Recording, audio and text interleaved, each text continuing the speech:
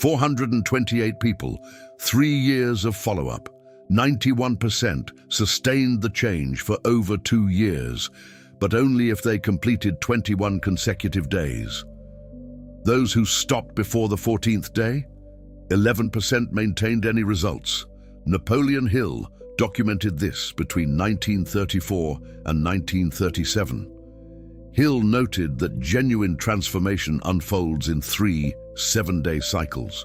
Not because 7 is mystical, but because it's the minimum time the brain needs to recognize a consistent pattern and reassign identity. Out of the 217 who followed every step of the system, 197 completed it. Of the 211 who skipped the 3rd step, only 9 finished. You've probably promised yourself a change at least 3 times this year. Hitting the gym, daily reading, financial planning, disciplined sleep. You started strong, but then external pressure hit and you broke. The issue isn't the strength of your initial commitment, it's that you haven't built the internal proof mechanism that makes giving up more painful than carrying on. Hill called this structured self-confidence. Without it, every change relies on renewable motivation, and motivation eventually runs out. Between 1934 and 1937, Hill tracked 428 individuals who applied his 21-day system based on 13 principles. He wasn't testing willpower. He was testing whether a specific progressive proof protocol could transform intention into sustainable identity. What he discovered shattered the popular belief that change requires continuous heroic sacrifice. It doesn't. It requires 3 cycles of 7 days, with 4 interdependent steps executed in sequence without skipping any. Most people skip the 3rd step and pay the price on day 14. The system doesn't start with action. It starts with something you need to write by hand before you go to sleep tonight. Tonight, before bed, grab a blank sheet of paper. Don't open your phone, don't type on your computer, take a pen and paper. And handwrite 1 sentence. For the next 21 days, I will specific measurable action every single day, without exception, to prove to myself that my word carries real weight. Hill insisted it be handwritten, not typed. The motor connection anchors the commitment in a way the brain recognizes as a contract, not a fleeting intention. When you type, your brain treats it as editable information. When you handwrite it, it treats it as a permanent record. Choose 1 action, not 3, one you can do even on your worst day. Edwin Barnes, when he met Thomas Edison in 1908, chose, I will write 1 page about what I learned today. 1 page, not 10, not a full article, 1 page. On the first day, Barnes wrote about the difference between intention and decision.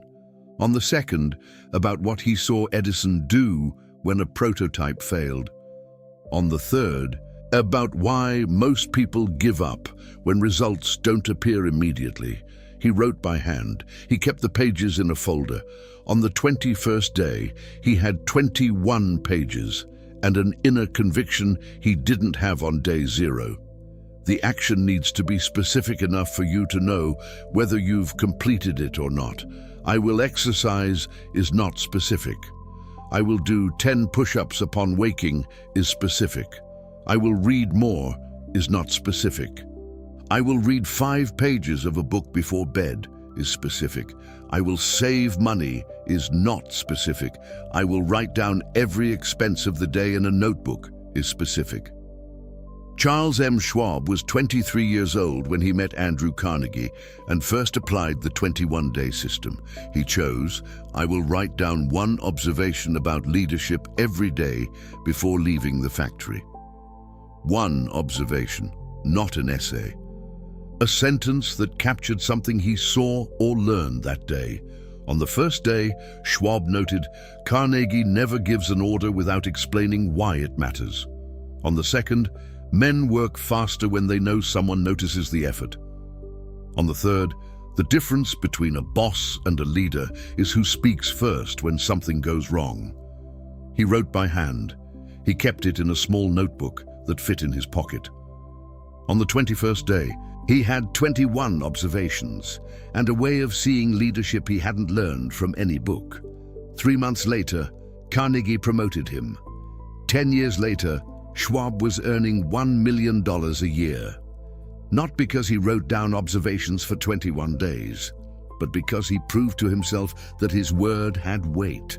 And when you prove that once, every subsequent commitment begins with that foundation. The sentence you handwrite today is not motivation. It's a contract. You are signing it with yourself. And the brain treats handwritten contracts differently from verbal intentions. Hill found that of the 428 people he followed, 162 started without handwriting the commitment. They only repeated it mentally. Of those, only 19 completed the 21 days. Of the 266 who wrote by hand, 194 completed.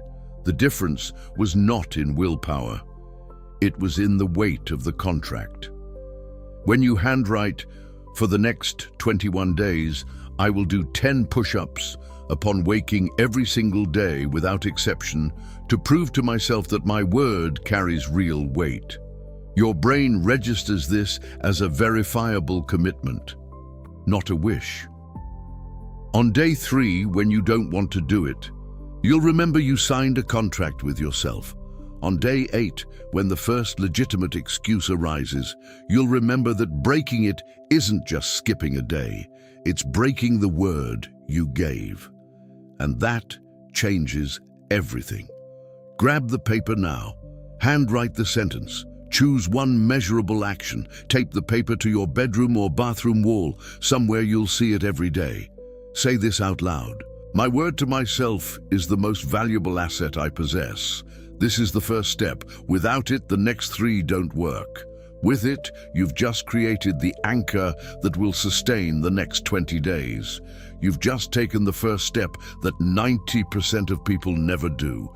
You wrote down your commitment by hand, and now you need something Hill himself always said. You become the average of the 5 people you spend the most time with. That's why I built Rich Mind, a free community to bring together those who take these principles seriously. Inside, you'll find a complete 21-day planner, the 17 principles, a summary library, and people from all over the world exchanging ideas every single day. The link is in the pinned comment. Join today, because those who wait for the perfect moment never start. Every day, immediately after completing the action from the first step, you mark an X on a sheet of paper taped to the wall. A big X, made with a pen or marker. Nothing digital, nothing on your phone. A physical, visible X that you see every time you pass by. Hill discovered that the brain treats the visual sequence of X's as evidence of identity. Each X doesn't just record the action, it records that you are someone who keeps their promises. Andrew Carnegie kept a notebook just for this. At 19 years old, when he first started applying the system, he had 0 days in his streak. By 21, he had 127 consecutive days recorded. He didn't write down the action, he just noted the date and an X next to it.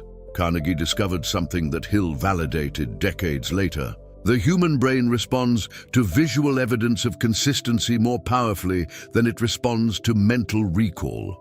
When you see 7 X's in a row on the wall, your brain interprets that as, I am someone who does this, not, I am trying to do this. On the 8th day, Carnegie almost broke. He was sick, feverish, unable to get out of bed. The action he had chosen was, I will read 5 pages of a technical book on steel making before bed. He looked at the wall. He saw the 7 X's and he thought, if I break now, what will these 7 X's mean tomorrow?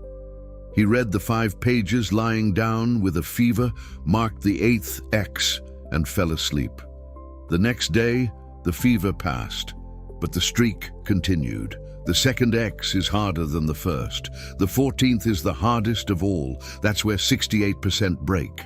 Hill recorded this in all 428 cases he followed. The urge to quit doesn't appear in the first 3 days.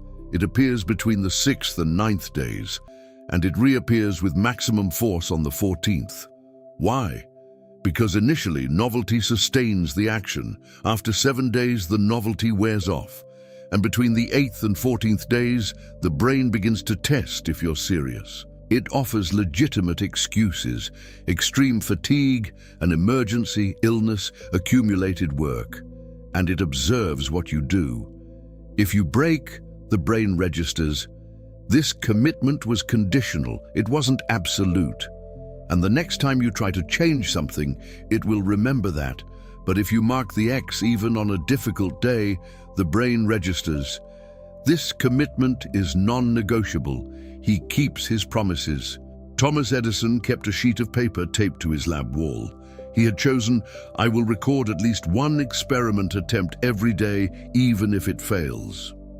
One attempt, not a success, a documented attempt. On the 13th day, Edison was exhausted. He had tested 17 filament variations that week. None worked. He looked at the wall, saw the 12 X's, and thought about skipping a day. But then he picked up a piece of carbonized bamboo he hadn't tested yet, connected it to the circuit, recorded the result, failure, and marked the 13th X. On the 32nd day of his streak, he tested a filament that lasted 13 hours. On the 41st, he found one that lasted 40 hours. On the 53rd, he patented the incandescent light bulb. He wouldn't have gotten there without the first 21 X's. Because it was in those 21 days that he proved to himself that he would show up every day, regardless of the outcome. The sequence of X's is not decorative. It is material proof of who you are becoming. Hill analyzed the 266 people who wrote their commitment by hand. Of these, 143 physically recorded the X's, taped to the wall. 123 only mentally remembered how many days they had completed. Of those who recorded physically, 129 completed the 21 days. Of those who only remembered mentally, 65 completed. The difference was not in memory. It was in the power of visual evidence. When you wake up on the 9th day and see 8 X's on the wall, you are not just seeing a count. You are seeing physical proof that you are capable of sustaining a commitment for 8 consecutive days. And that changes the internal conversation you have with yourself when the urge to break appears. Tape a sheet of paper to the wall today. Mark the first X when you complete the action from the first step.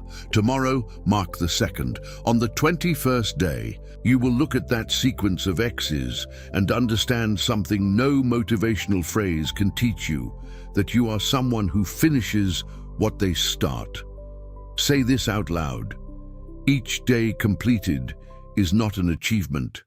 It is the construction of who I am becoming. This is the second step. Without it, the commitment remains abstract. With it, you have material proof of identity. You've just learned the first 2 steps of the 21-day system Hill documented. But there are 3 more you haven't heard yet.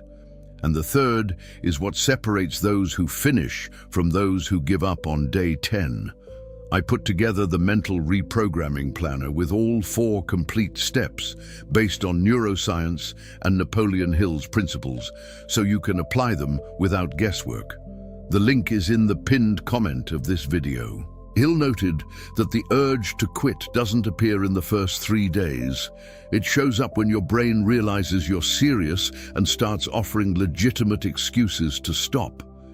The moment that urge to break arises, you read aloud the sentence you wrote in the first step and answer one question. If I break now, what does that prove about my word to myself? It's not guilt, it's clarity. Thomas Edison kept this question taped to his bathroom mirror. He broke the streak 3 times before sustaining 47 consecutive days. On his first attempt, he broke on the 10th day because he had to travel and forgot his notebook. On the second, he broke on the 13th because he was sick and convinced himself that one day makes no difference. On the third, he broke on the 8th because he fell asleep without realizing it. On the fourth attempt, when the question arose on the 11th day, he answered it aloud and didn't break again. What changed? He created a reactivation protocol.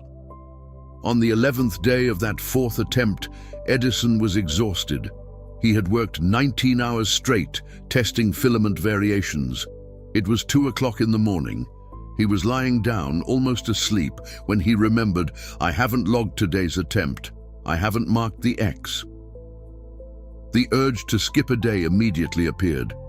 His brain offered the excuse, "You're exhausted. You worked 19 hours. One day makes no difference. You'll make up for it tomorrow." Edison got up, went to the bathroom mirror, read the question aloud. "If I break now, what does that prove about my word to myself?" And he answered, also aloud, "It proves my word is only good when it's convenient. It proves I give up when things get tough. It proves I lie to myself." He went back to the lab, logged an experimental attempt. It took 7 minutes, marked the 11th X on the wall, and went to sleep. On the 21st day, he completed the streak. 6 months later, he had 203 consecutive days. And he never broke again. Most people skip the third step because they think they won't need it, that the initial motivation will last 21 days. Hill called this progressive self-deception. You convince yourself that you're different, that your willpower is stronger, that this time it will be different. And on day 8, when the first legitimate excuse appears, illness, emergency, extreme fatigue, you have no reactivation protocol. You break. And breaking doesn't just destroy the streak, it destroys the belief that you are capable of keeping commitments to yourself. Of the 428 people Hill tracked, 211 skipped the third step. Only 9 completed the 21 days. Of the 217 who followed all the steps, 197 completed it. The reactivation protocol has 3 parts. First, the moment the urge to break arises, stop everything. Don't fight it mentally, just stop. Second, read aloud the sentence you wrote in the first step. Third, answer aloud the question, "If I break now, what does that prove about my word to myself?" The answer will hurt, because it will reveal something true, that you were about to break the word you gave yourself for convenience. And when you see that clearly, the pain of breaking becomes greater than the pain of continuing. Charles M. Schwab almost broke on the 13th day. He was sick, leaving the factory early. The action he had chosen was, "I will write down an observation about leadership every day before leaving the factory." He was in the locker room, changing clothes, when he remembered he hadn't written it down. The urge to skip appeared. His brain offered the excuse, "You're sick. You left early. Nobody will know. One day makes no difference." Schwab took the notebook from his pocket, read aloud the sentence he had written on the first day. "For the next 21 days, I will write down an observation about leadership every day before leaving the factory, without exception, to prove to myself that my word has real weight." And he answered aloud the question, "If I break now, I prove that my word is only good when I'm well. I prove that I give up at the first sign of difficulty." He went back to the factory, wrote half a page about what he had seen Carnegie do that morning, marked the 13th X, and went home. He completed the 21 days, and 3 months later, Carnegie promoted him. The break doesn't happen in the body. It happens in the conversation you have with yourself before acting. The reactivation protocol interrupts that conversation and replaces it with clarity. Write the question on a piece of paper and stick it where you will see it when the urge to break appears. On the bathroom mirror, on the bedroom door, on your phone screen. in the place where you normally perform the action of the first step. When the urge to break arises, and it will arise, read the sentence from the first step aloud. Answer the question aloud, and observe what happens. The pain of breaking the word you gave yourself will become greater than the pain of continuing, and you will continue. Say this aloud. The break doesn't happen in the body. It happens in the conversation I have with myself before acting. This is the third step. Without it, 68% break on the 14th day. With it, 91% complete the 21 days. Now tell me something. Have you ever had one of those moments where everything seemed to conspire against you, trying to make you break a commitment? Late work, a family emergency, extreme exhaustion, and yet you still followed through. Write in the comments below what the toughest situation you've ever faced was while trying to stick to a 21-day commitment, or what you imagine would be your biggest hurdle if you started today. At the end of day 7 and day 14, you answer in writing, is this action proving something true to me, or is it draining me without real construction? If the answer is draining, you adjust the action to a smaller but sustainable version. You don't abandon it. Hill saw hundreds break on day 16 because they chose performative commitments instead of structural ones. They chose run 5 kilometers every day when they had never run a full kilometer in their lives. They chose read 50 pages a day when they didn't read 5 pages a week. They chose volume to impress themselves, not sustainability to prove continuity. And they broke. Henry Ford started with manufacture 1 part a day. On day 7, he reviewed. He answered in writing, is this action proving something true to me, or is it draining me without real construction? The answer was draining. He was manufacturing the part, but he was sacrificing planning and study time. The action was consuming energy without building capacity. On day 8, Ford adjusted. He changed from manufacture 1 part a day to design 1 part a day. Designing took 20 minutes. Manufacturing took 3 hours. He completed the 21 days. 6 months later, he was manufacturing 10 parts a day without conscious effort.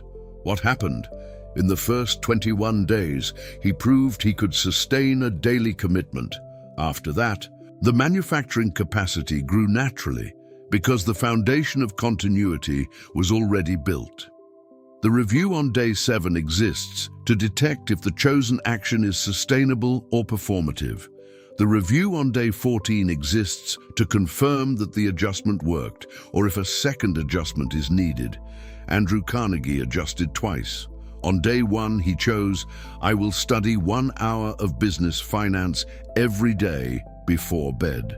On day 7, he reviewed. He answered, draining. He was getting home at 10 o'clock at night, tired with no energy for an hour of study. He was complying, but he was suffering without building clarity. On day 8, he adjusted to, I will study 15 minutes of business finance every day before bed. 15 minutes were sustainable. On day 14, he reviewed again. He answered, real construction. He was learning without draining. He completed the 21 days. 2 years later, Carnegie was managing finances for operations that moved millions of dollars because in the first 21 days, he proved he could study every day without exception. And when you prove that, the volume grows on its own. The difference between adjustment and giving up is the question you ask. Giving up asks, how do I get out of this? Adjustment asks, how do I sustain this without breaking? Hill recorded that of the 428 he followed, 162 needed to adjust the action on day 7. Of those, 143 completed the 21 days. Of the 66 who chose sustainable actions from the beginning and did not need to adjust, 61 completed. Adjustment is not defeat, it is intelligence. But there is a clear line between intelligent adjustment and cowardly facilitation. Intelligent adjustment reduces volume but maintains frequency. Cowardly facilitation reduces frequency and destroys the system. Example of intelligent adjustment: you chose read 20 pages a day. On day 7, you realize you are reading out of obligation without absorbing anything.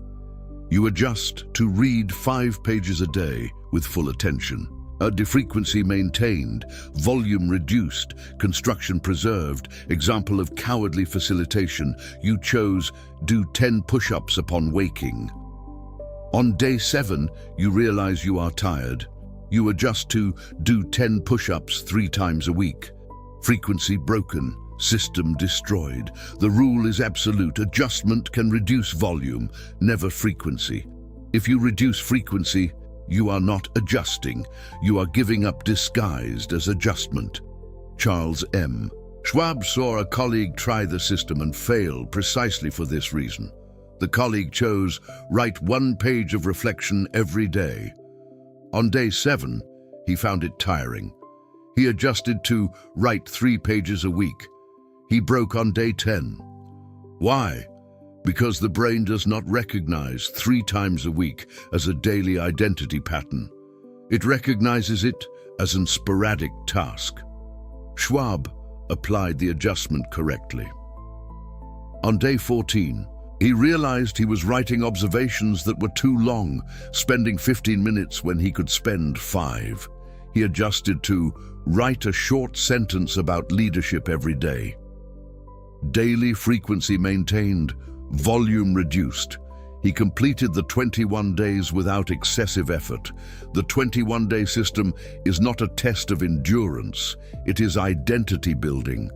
And identity is built with sustainable frequency, not with heroic volume. On day 7, sit down, take a sheet of paper, answer in writing. Is this action proving something true to me, or is it draining me without real construction? If the answer is draining, adjust the volume, never the frequency. On day 14, do the same. If the adjusted action is working, maintain it until day 21.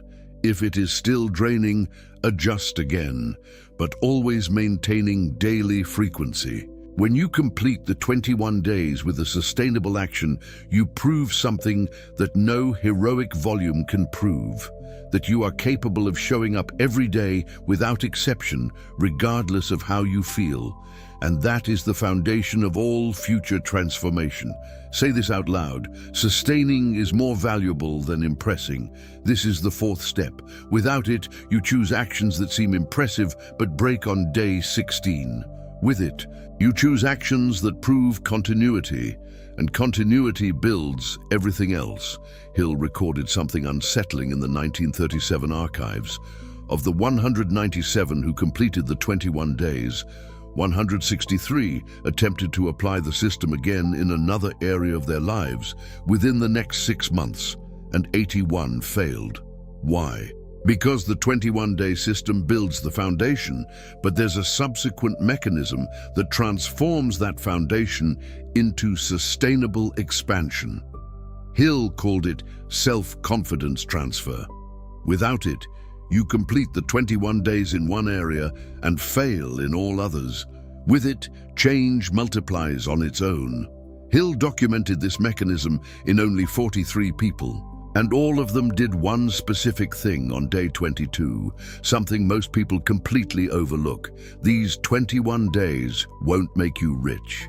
They won't solve all your problems. They won't transform your entire life overnight.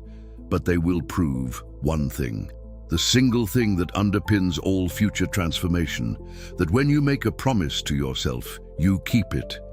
You are no longer someone who starts and then quits.